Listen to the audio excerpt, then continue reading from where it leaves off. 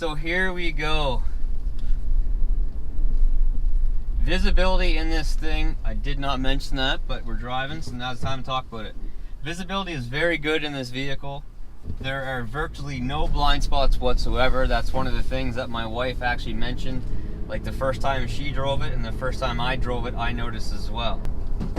Which makes it very nice, you know, for driving around town, just anything. Your visibility is very good. There's virtually no blind spots in this vehicle. You got tons of visibility out the back, out the sides, everywhere. It is honestly top notch.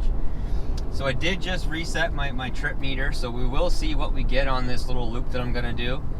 I mentioned that this vehicle is extremely comfortable. The first day I bought this vehicle, I drove it. It was a pretty long drive actually where I had to go. It was about 2.5 to 3 hour drive, and I was extremely comfortable instantly and the whole way home. And I typically do take a bit of a long time to get comfortable in newer vehicles, but I found my seating position pretty much right away, and I was set and ready to go.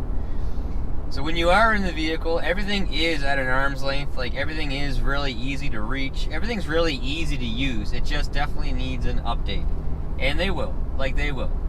They will update the interior, and they will update the powertrain. The 4-liter V6, it does a good job. Like, it does a good job. It's basically bulletproof.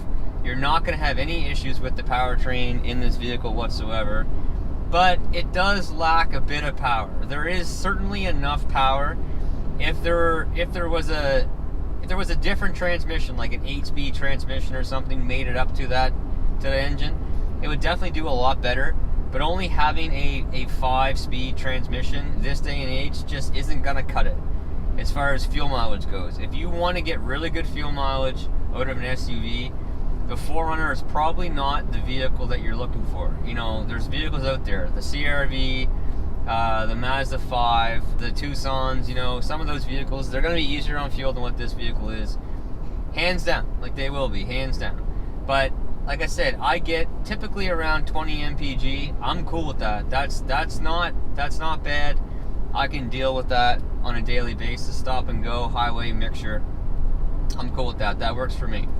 Handling wise, I find this vehicle handles really well, but I come from driving trucks. This is body on frame. This is virtually a truck. This is, you know, this and some of the bigger SUVs like the Suburbans and stuff, these are the last true body on frame. But in this size, in this segment, the 4Runner is the last true SUV of its time. Body on frame meaning a truck, basically. Virtually, that is what this vehicle is. But with that, I find the vehicle handles really well. Going around turns, I don't find there's much body roll. Some people say that there is. I don't really see that. I don't really feel that.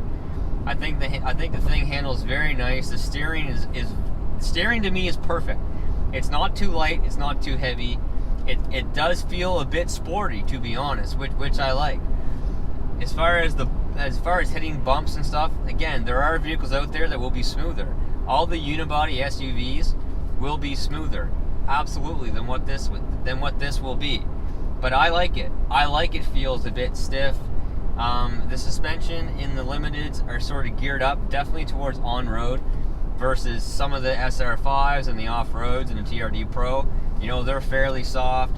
They're sort of built a bit for off-roading, but on-road as well.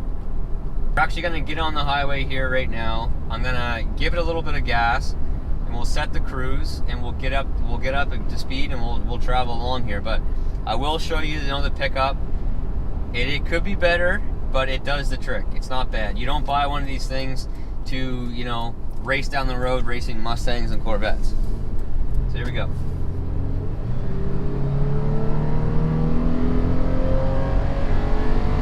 All right, we are up to speed. And I think it actually sounds really good. Like, to me, that sounded really good.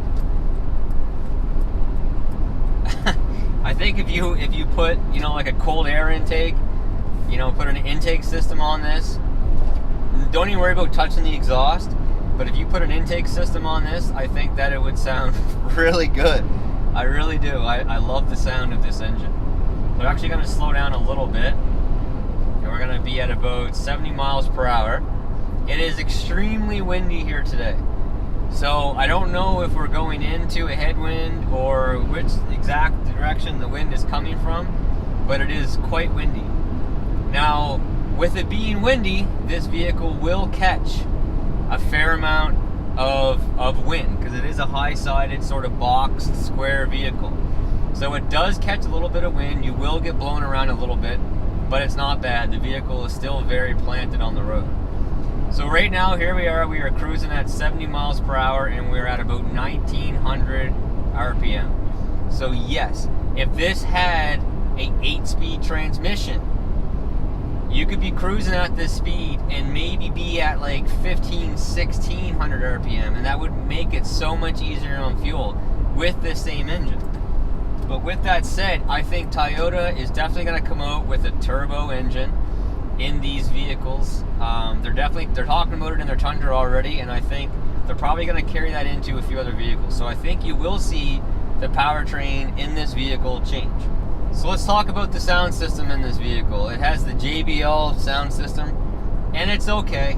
It could be better, but JBL, people give it sort of a hard time. I really don't think it's as bad as what some people say, and it's not as good as what it could be for a limited vehicle for the highest trim. But it does the job. It does the job. So we're gonna pull off the highway here, and I'll sort of just tell you how the brakes feel. The brakes to me feel great in this vehicle. They're extremely smooth. They're nice and strong.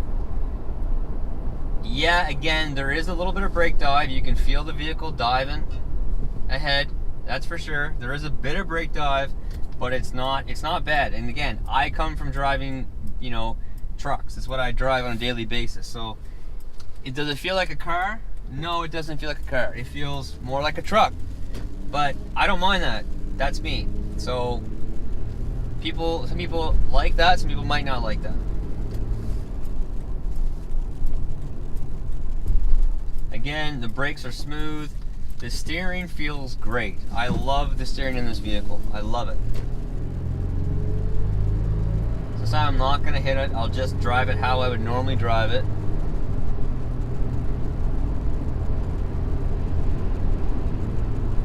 Nice, smooth transmission shifts. The transmission shifts are very smooth. That also makes it like a really nice daily driver. It is a really smooth transition from gear to gear. We got a few bumps coming up down here. It will give you an idea of the body on frame SUV.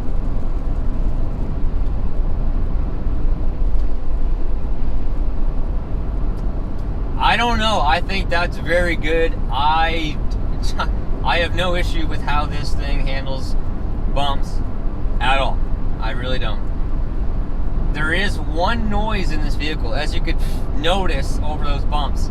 There's nothing rattling around in here. Like I said before, the interior is extremely sturdy and well put together. But there is one noise in the wintertime. We did hear it a few times since then. There's something up in this corner that you can hear every once in a while. So I'm definitely taking it back into the dealer at some point to get them to look at that. But other than that, this vehicle has not been into the dealer at all. We've just done oil change, and that's basically it. My wife came from driving. Her daily driver was a 2010 Honda Civic two-door coupe. So she drove that, through the winter, but if there was ever something really bad for weather, either I would take her to work or she would take one of the trucks. But, that's one of the reasons why I bought this, so she has her own vehicle, doesn't have to move stuff in and out, especially with the baby and, all that going on. So the first time she had this vehicle this winter, she called me and she's like, oh, man, that thing is incredible. That thing is unbelievable in the snow. I'm so happy that you bought that.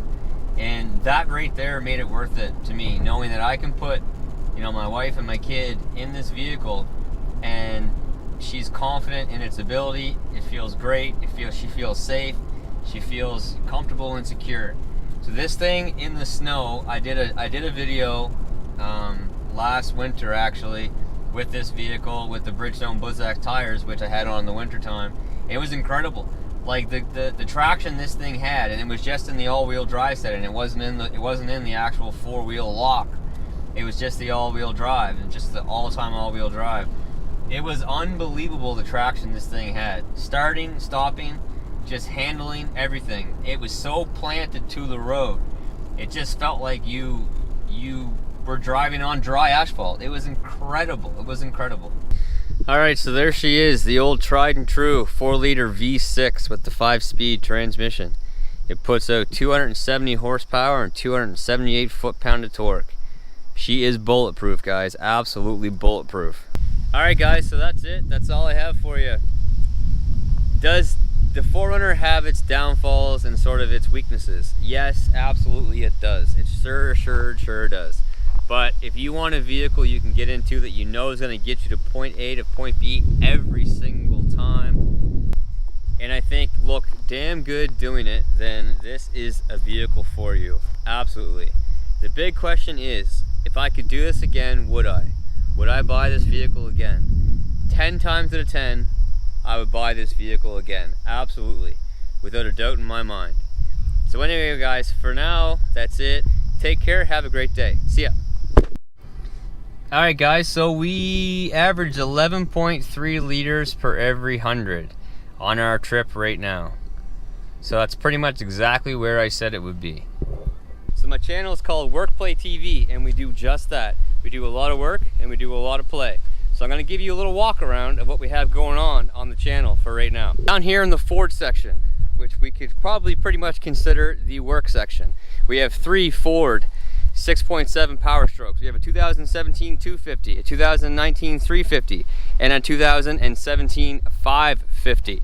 Okay, so up here in the Can-Am section, which we can certainly call the play section, we have 2 2019 Maverick Sport 1000Rs. These things are amazing rigs.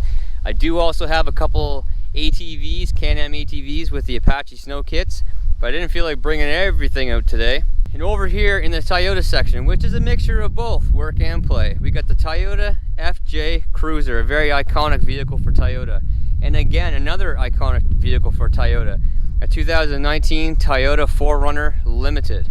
All right, so down here, I guess we'll call it the trailer section. We have a 25 plus 5 30K gooseneck trailer. We've got a bunch of enclosed trailers, some 12x7s, some 5x8s. We got another 16-foot enclosed trailer, and the old faithful, the Big Tex dump trailer. Behind the dump trailer, we have 2 plows, 2 9'2" Boss V-blade plows that are hooked up to the 2017 250 and the 2019 350. All right, guys, so as you can see, we got a lot of awesome content going on the Workplay TV channel. With this much stuff, I do tons of reviews on tires, hitches, trailers, everything. Everything is honest to help you guys make the right buying decision.